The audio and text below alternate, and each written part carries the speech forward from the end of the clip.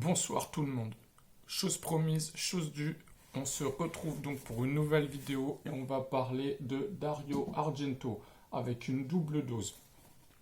Puisque l'éditeur Rouge Profond lui rend honneur doublement, donc avec ces deux volumes, un qui est sorti en 2018, l'autre qui est tout récent. Voilà, je vous en parle dans un instant. On va juste déjà présenter l'éditeur. C'est un éditeur que j'adore, qui fait beaucoup de trucs sur le cinéma. Ils ont sorti, entre autres, je pioche dans ma collection, voilà, petit volume de Stéphane de Melido sur Jazz Franco, qui est plutôt bien, qui analyse les films de façon sérieuse. Et autre, alors ça c'est un monument si lourd, voilà.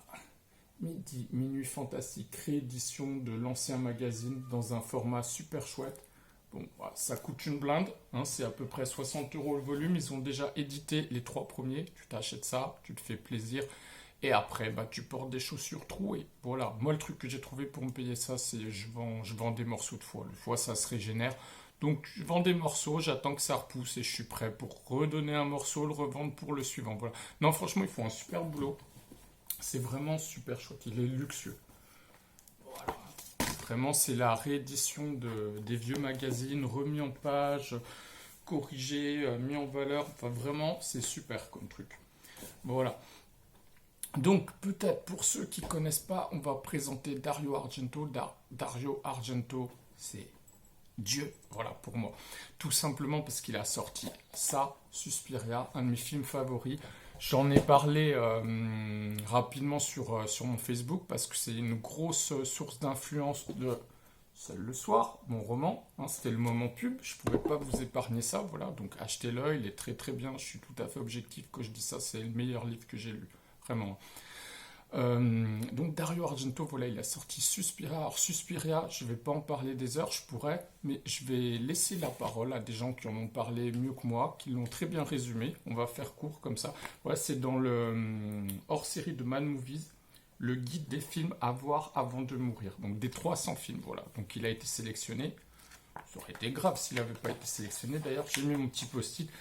Et entre autres choses, je trouve que c'est très bien résumé. Ils disent comme si une caméra directement branchée sur un cerveau malade projetait des images de cauchemar sans passer par le stade de l'émulsion de la pellicule.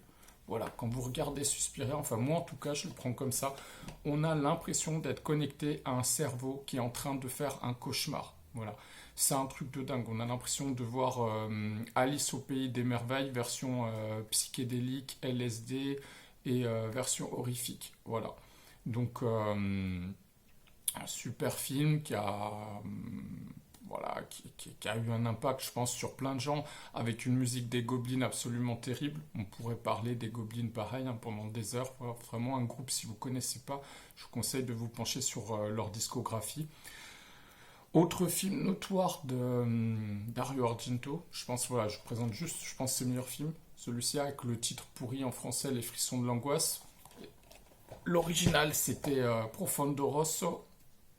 Donc voilà, c'est pareil, c'est un giallo, parce que Dario Argento, c'est le maître du giallo. C'est pas lui qui a inventé le style, mais il l'a clairement popularisé. Donc pendant qu'on est en train de parler de giallo, on va se faire sa petite trilogie, on va dire animalière. Parce qu'à chaque fois, la particularité de ces films, bah, c'est que ça comporte un nom d'animal dans le titre. Donc vous aviez l'oiseau au plumage de cristal, qui était le premier de la série. Le chat à 9 queues. Et 4 mouches de velours, 4 mouches de velours gris, pardon. Voilà. Donc comme j'aime bien les digressions, ces noms animaliers de giallo, ils ont donné une descendance. Donc les Italiens, ils aiment bien pomper les idées des autres, les décliner à l'infini. On a vu ça avec les westerns, on a vu ça avec le post-apocalyptique, avec les films de cannibales. Donc le giallo, ils se sont dit c'est pas mal les noms avec des noms d'animaux. Donc on va faire pareil. Donc il y a toute une flopée comme ça. Là par exemple, on va prendre celui-ci qui est ressorti chez Le Chat qui fume, Journée noire pour un bélier. Chat rouge dans un labyrinthe de verre. La queue du scorpion de la défunte collection Neo Publishing. Et là, ils ont mis le titre original, voilà, c'est bien. Donc ça veut dire, je crois, c'est un lézard avec une peau de femme. Voilà. Et les autres, je les ai pas forcément en DVD, donc voilà, j'ai pris les CD. un papillon avec les ailes ensanglantées. Et celui-ci, là, il y a 3 BO, mais celle qui nous intéresse, c'est celle-ci, celle du bas, donc l'iguane à la langue de feu. Donc voilà, ça a été décliné. Donc Dario Argento, maître du giallo. Mon chat est en train de casser la baraque. Il va se glisser dans tous les trucs. Tu viens un peu te voir à l'écran si tu veux.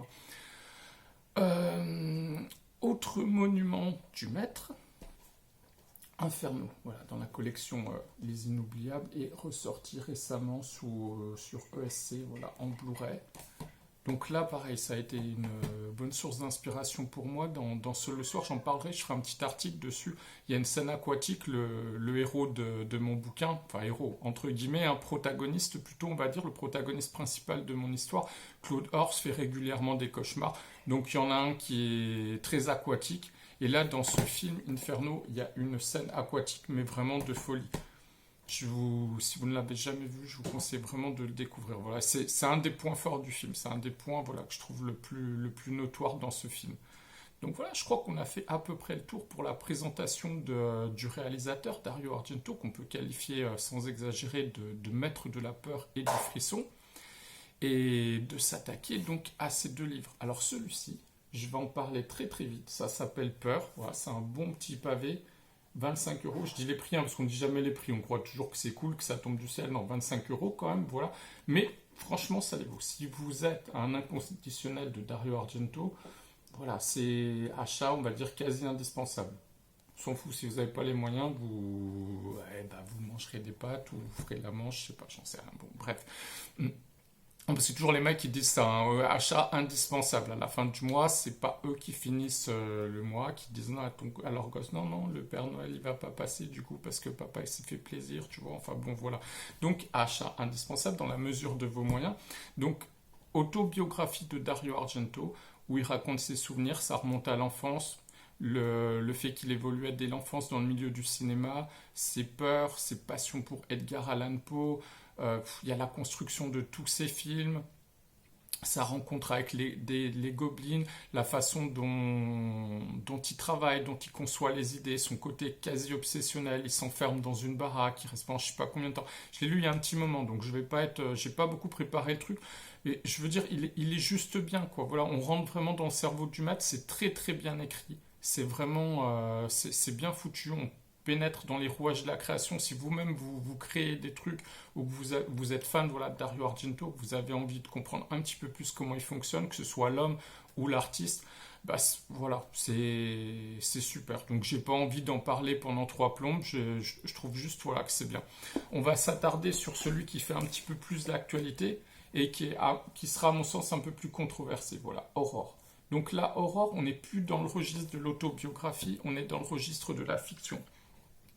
Puisque c'est un recueil de 6 nouvelles, donc 6 nouvelles écrites par Dario Argento.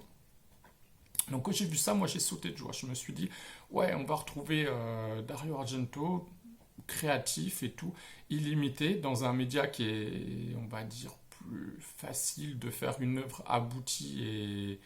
Je sais pas comment m'exprimer. Je vais reprendre une métaphore du réalisateur William Friedkin, celui qui a fait l'exorcisme, entre autres.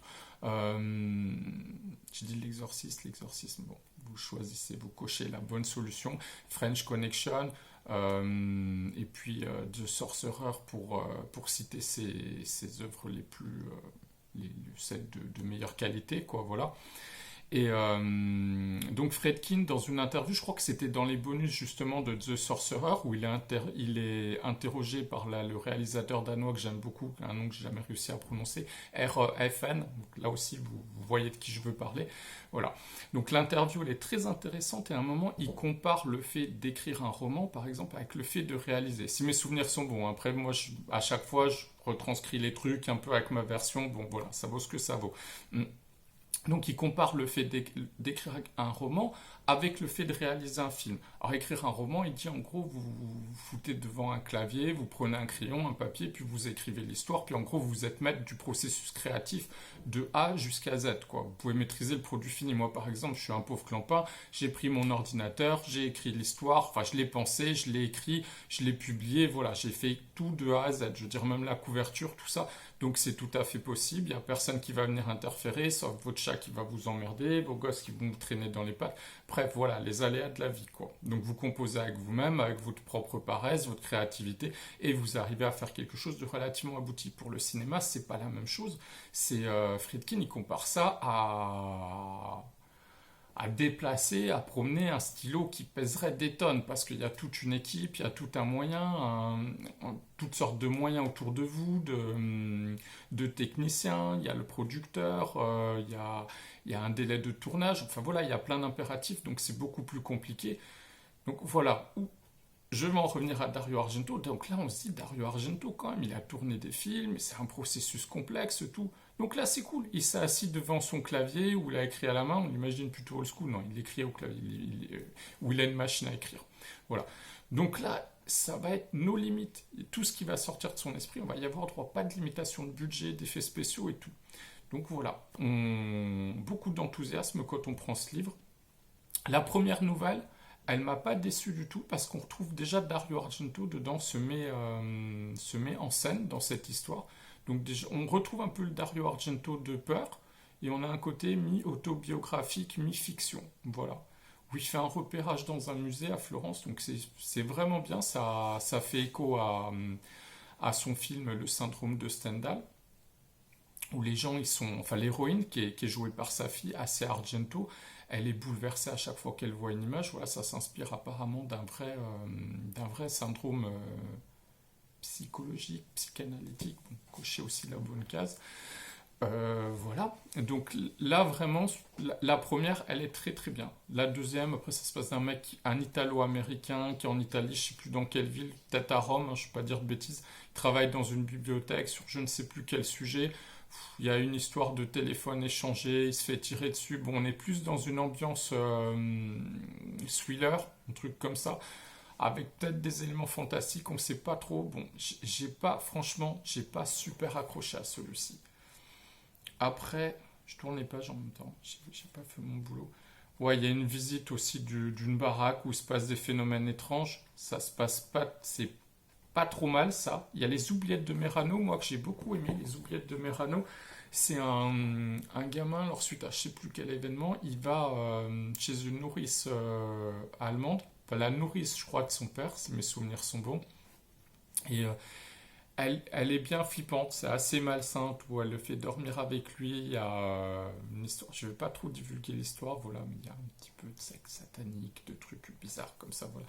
Et là, je suis bien accroché. Alors, pareil, il n'y a pas de truc de fou, parce que Dario Argento, dans ses films, c'est quelque chose de dingue, quoi. Quand vous voyez un truc comme n'importe quel de ses films, et je veux dire, Ténèbres, par exemple, je me rappelle d'un moment où il y a une caméra qui part de la cave, qui remonte à tous les étages. Bref, on a l'impression qu'il travaille avec des caméramans qui font de la lévitation, où le mec, il pose des rails, des grues partout. Enfin, j'ose même pas imaginer à quoi ressemble le lieu de tournage.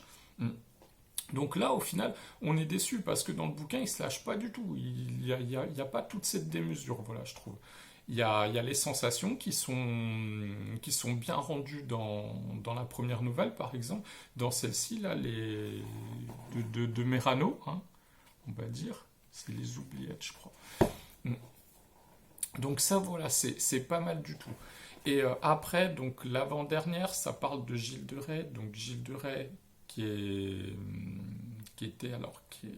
a été soldat, je crois, aux côtés de Jeanne d'Arc, voire général, et qui a très très mal tourné, puisqu'il est parti dans un délire alchimique dans son château. Il voulait de plus en plus de thunes, donc pour ça, il aurait sacrifié des enfants avec des viols, des trucs, enfin bon, bref.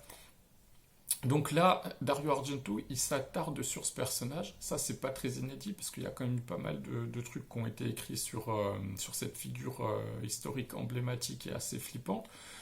Donc voilà, déjà le sujet n'est pas original, donc on se dit, il va peut-être avoir un angle d'attaque qui est pas mal, puis finalement, non. Puis franchement, le bouquin qui s'attarde le plus dessus, enfin le plus emblématique, on va dire, c'est là-bas de Huysmans. Et là, bon, Dario Argento, clairement, il fait pas le poids, que ce soit d'un point de vue écriture, du style, ou du point de vue du rendu émotionnel. Enfin, il y a des moments quand vous lisez Huysmans, vous vous dites, waouh, il écrit vraiment trop bien.